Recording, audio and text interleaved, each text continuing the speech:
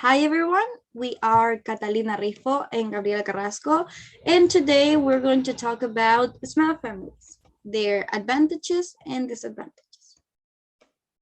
So we all know what a family is, right? But this concept has been changing over the past few years.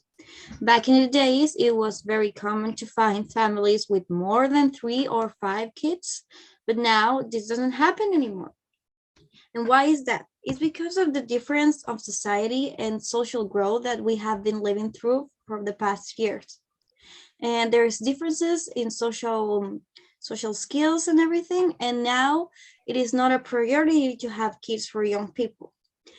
In this presentation, we are going to talk about small families, their advantages and disadvantages, and why is it too common to have them these days. In order to understand this theme, we are going to explain a few concepts. So first we have the nuclear family, that it's a group that consists only on the parents and their kids, right? So the total number of people in the family do not extend more than 3 or 4 people. Then we have the extended family, that is the addition to the nuclear family. That includes your household near relatives, for example, your grandparents, your aunts, your uncles, your cousins, etc. Then we have family trees, which is a chart that exposes how many people have been and are still appearing in your family until today. And this can show your ancestry, such as your grandfather, your great-grandfather, your great-great-grandfather, or even your own kids, or the kids that are appearing until today. And last, we have the concept of a small family, which is couples that decide to have 1 or 2 kids. Nothing more, nothing else. Now we're going to do a comparison before and now of the concept of families. So first we have that during the 1960s, the average number of kids per family was between 5 or 4. And this is not only in Chile, but also worldwide. Now the average number of kids is 1 or 2. Then we have the influence of religion, and we are going to focus mostly in Catholic/Protestant religion because it is until today the most common one in Latin America. And they oppose and are still until today opposing to the use of birth control pills and abortion.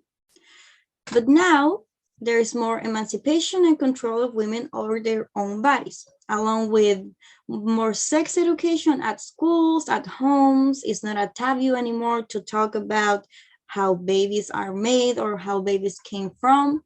And there is also a variety of preventive methods for both sexes.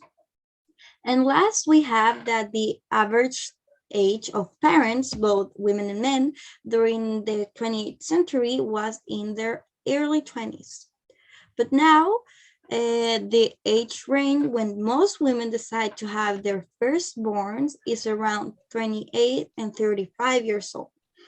And until today, women decide to not have kids until 40, and not only in a biological way, right? They are choosing to adopt, to have a surrogate.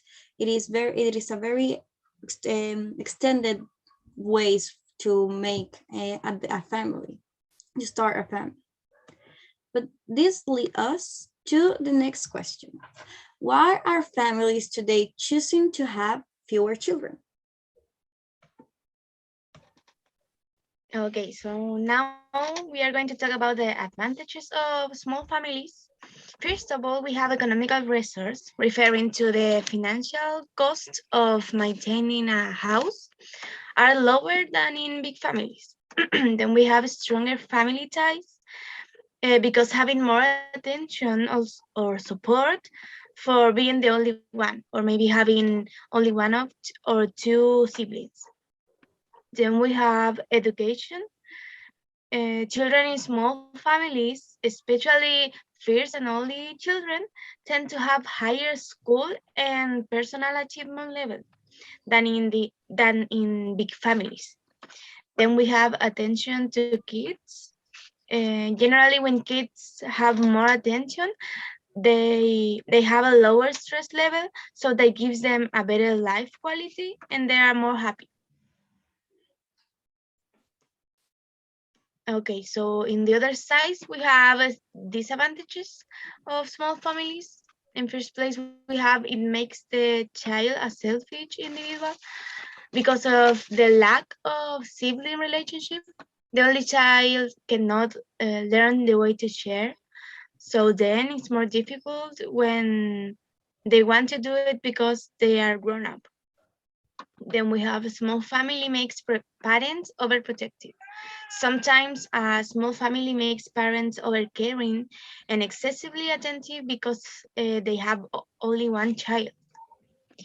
Then we have lack of responsibility in the child. That is because learning responsibility is hard because they don't have a sibling to take care of. Then we have parents may face problems when they get old because sometimes parents need someone to take care of them and they don't have children to do this. Then we have it prevents a child from becoming a well-rounded individual, meaning that if they don't share with many people, they may have problems bonding with people. And finally, we have the conclusion. And we can say that family are associated them. The number of children does influence economical, social, cultural, and a lot of factors.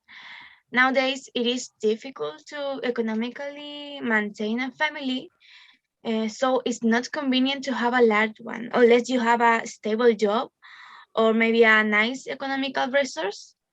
We agree on that family has changed with the past of years. And as a personal opinion, if we talk about company and support, we choose large families. Now, this is the resources that we use in this project. And this has been all of our presentation. So thank you so much for watching. Bye.